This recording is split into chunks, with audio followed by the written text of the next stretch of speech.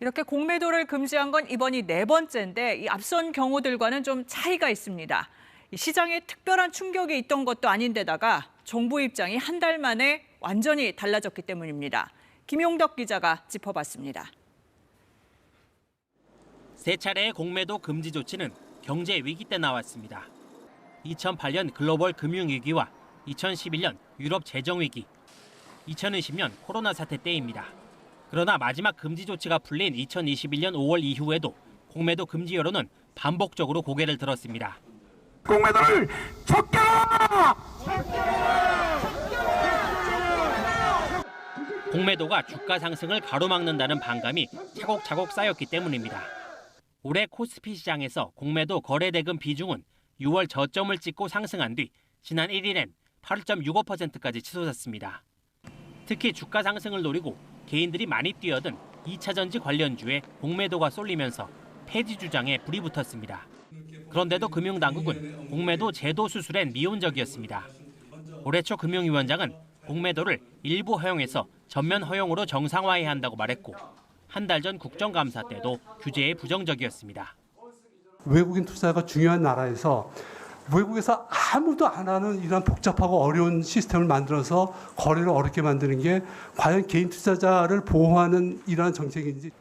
그러나 이런 분위기는 지난달 15일 금융감독원이 글로벌 투자은행의 불법 공매도 실태 조사 결과를 발표하면서 반전됐습니다. 또 지난 3일엔 여당 예결위 간사가 김포 다음 공매도라는 문자 메시지를 보낸 게 공개됐는데 이틀 뒤 금융당국은 전격적으로 공매도 금지를 발표합니다. 기관 투자자들의 거의 관행적인 불법 행위를 그대로 놔두고는 대한민국 자본시장의 신뢰를 유지할 수 없다는. 갈짓자 정책 행보라는 비판에 이번 조치가 앞선 세 번의 경제 위기에 비견되는 상황인지에 대해서도 논란은 불가피합니다. KBS 뉴스 김용덕입니다. 네, 경제부 손서영 기자와 조금 더 자세히 정리해 보겠습니다.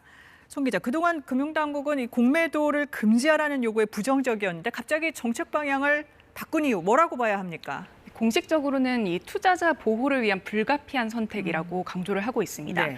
그동안 공매도 제도를 옹호하면서 이 정부가 제시했던 대표적인 논거가 이 MSCI 선진국 지수 편입을 위해서는 이 공매도 전면 허용이 필요하다는 거였거든요. 네. 그런데 오늘 공매도 중단으로 이 지수 편입이 멀어진 것 아니냐 이런 질문을 했더니 이복형 금융감독원장은 이제 지수를 편입하는 것이 궁극적인 목표는 아니다. 그리고 우리가 신뢰를 얻어야 할 대상은 외국인뿐 아니라 개인 투자자도 있다. 이렇게 말했습니다.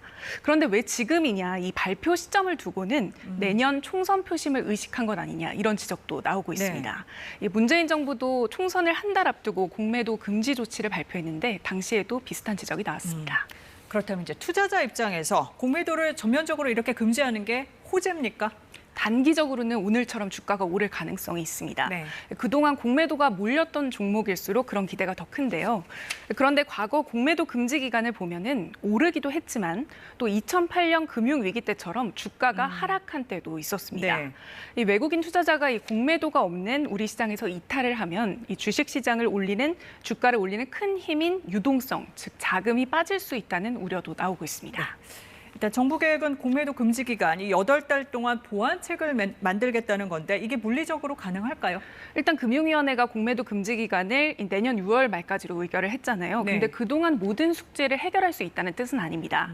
일단은 공매도 실태 조사도 아직까지 안 돼 있는 데다 공매도 완전 전산화나 이 실시간 전산 시스템 같은 것들을 갖추려면 국내뿐만 아니라 해외에서 시장의 투자자들도 다 참여시켜야 된다는 문제가 있기 때문에 쉬운 일이 아닙니다.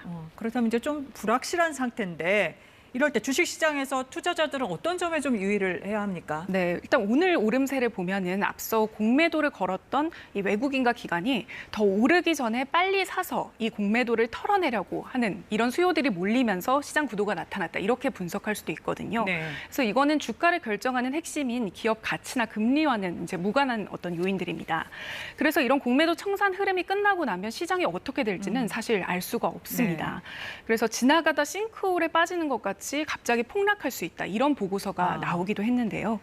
특별한 호재가 없는데도 이 주가가 꾸준히 오르는 종목들이 있다면 특히 경계해야 한다는 게 전문가들의 조언입니다. 네. 이 라더견 사태나 영풍재지 주가 조작 사태 같은 것들이 또 벌어질 수도 있다는 뜻입니다. 네, 지켜봐야겠네요. 손서영 기자 잘 들었습니다.